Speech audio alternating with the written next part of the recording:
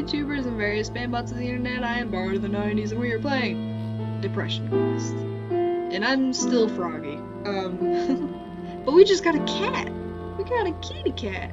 A little kitten. I feel like something bad's going to happen with this, because it's Depression Quest, and I'm not looking forward to it, because I really like cats. You accept the offer of the kitten and hang up shortly after making arrangements for when your coworker can drop her off tonight. After hanging up, you worry about if you've suddenly taken on a responsibility that you can't handle, and hope you don't make a small animal suffer for it. You're not entirely sure what to expect, and you spend the rest of the afternoon researching cat care online, trying to think of a name. Mr. Flufferbojangles II. Oh wait, no, it's a she. Shoot. The evening rolls around and you hear a knock at your doors, starting you out of your reading Wikipedia entirely too hard.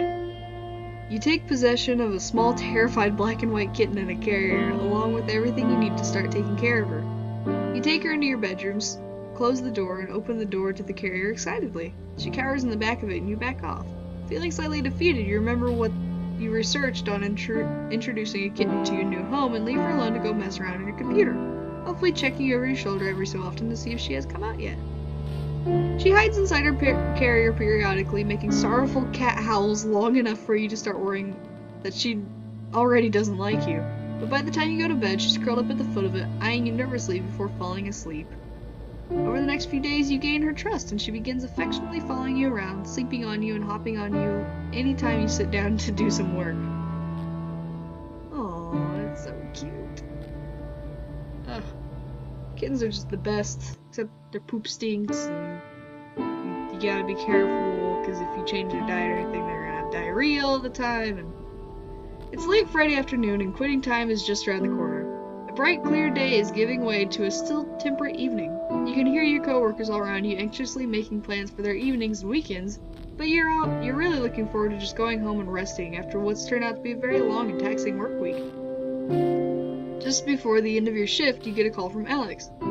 It seems a group of your mutual friends are heading out to a nearby pub for dinner and drinks to celebrate the end of the week, and they really want to know if you'd like to come along.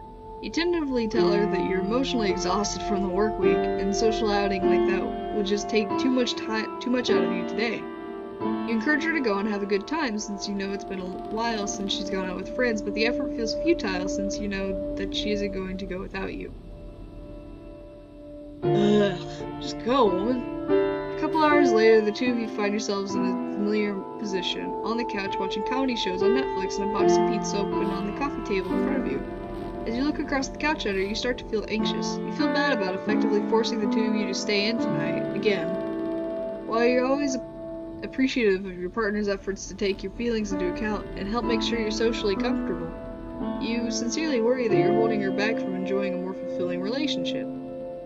While she does seem to enjoy spending time with you, as the two of you sit in uncomfortable, almost contented silence watching old shows that you've each seen 2 or 3 times before, your ever-increasing fear that your relationship is becoming one-sided weighs more and more heavily on you. You feel more than ever like a burden or reward to her, and it's virtually impossible for you to see what value you could possibly offer to her in return. First of all, this nagging fear that has made you feel more self-conscious than ever, withdrawing ever inwards, and you've started to pull away even from Alex herself. What do you do? Just talk to her, jeez! Despite the bad times, your girlfriend sincerely loves your relationships are a two-way street and resolve to always be there for her like she has been for you. Tell her how important she is to you and enjoy your evening. Don't say anything. No, just ask her if she's happy. Netflix. You look over at Alex, who hasn't noticed you watching her yet, and try to parse the expression on her face. You worry that it's one of sheer boredom and bare tolerance. You wonder if she's thinking about all the fun things she could have been doing tonight if she wasn't trapped on this couch with you, ordering from one of the same 3 takeout places you always order from. A sense of disappointing her creeps over you as you picture what the night could have been if you had just accepted the invitation she had made earlier. I know this is a pretty boring Friday night for you. Are you really happy being with me? Being like this? She turns to look at you, forehead wrinkled. Why do you ask me that so often? Oh. Feel her body stiffen and pull away from yours just a little. Well, I mean, you start, but you're unable to try and think of how to answer. Probably silly, but it's reassuring when I hear that we're on the same page. I want to make sure I'm right for you. I know it's not what you'd usually be up to. I don't know, I guess I'm kind of worried that you're getting bored sometimes. Never mind. Number 3, she might take it to mean that, like, I think she's cheating on me. So number 4. Alex sighs. Look, if that were the case, I would let you know. I don't think you're boring. You're more of a homebody than I am. I'm learning how to deal with that. Deal with it, you think? Repeating it in your mind. Does she see you as a problem to be dealt with? You try to pick her reply apart in your mind, and all of your conclusions lead to your previous worry, that you're holding her back. You begin thinking that the phrasing was chosen without too much deliberation, and that despite her attempts at reassuring you, the slip of the tongue revealed her true feelings. As you picture how much fun she would be having right now, you've only accepted her invitation, and managed to somehow get over your reservations and anxieties despite not knowing how you would go about that. She cuddles back up to you. Thanks for putting up with me, you say, staring at the TV without actually watching it. She sighs in response. Well, it changed. You are deeply depressed. Even activities you used to enjoy hold little or no interest to you, and you exist in a near constant state of lethargy. Lethargy. I'm not sure how to pronounce that exactly. Kathy! It's a breezy Sunday afternoon. You've allowed Amanda, an old friend from school that is in town for the weekend, to talk you into leaving the house for coffee and catch up. You meet her in a small cafe and talk about what you've been up to since you've last seen each other, and you can't help but feel like they're a lot more accomplished and interesting than you are while listening to them talk about their life after school. That was kind of confusing to say. When it's your turn to brief them on your activities, you feel anxious and ashamed and give a very abbreviated version. You try to talk about your job as little as possible, and you feel incredibly boring while you describe it despite her expressing sincere interest in you and your life. Amanda's known you long enough to read your mood and tone of voice. She leans in to ask a question while gently touching your hand, a look of genuine concern on her face. What's wrong? Do you suggest to change the location, confide in her honestly, test the waters and open up a little, hoping she'll understand? No. I want one of the first two. That's frustrating.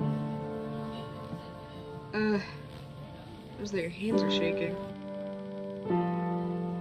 It's such a small question, but it feels like a blow to the gut. You surprise yourself when you realize that your tightly clenched fists are now beginning to shake slightly. Despite your best efforts, you feel tears begin to sting at your eyes. You try to disguise this by tilting your head up and praying that they'll suck back in. She suggests that you two get out of here, and you feel mortified. She offers that you go back to the apartment with you, but the two of you end up talking in her car for 2 hours as the words just pour forth from you. Amanda seems unsure of what to say at times, but she listens and rubs your back as you sob and talk. She asks if you've gone to a doctor about this, and you admit that you haven't. She mentions that her mother is seeing a very good therapist in town and offers to ask her about it. You're not thrilled about the idea of going to a therapist, and even less thrilled that Amanda might be telling someone about your problems.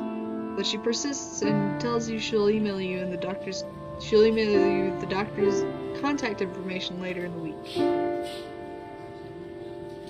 See, my thing about therapists is I went to a therapist and she just didn't help, like, at all.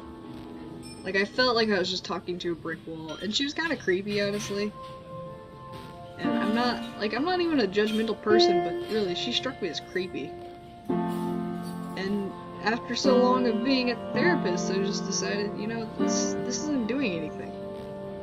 Like, I understand that she was trying to get me to talk through my problems, but it seemed like we were just talking in circles, and it just wasn't making any difference in my mental state of mind. And I just stopped going. Besides, it was $80 a week. That's ridiculous. I couldn't do that.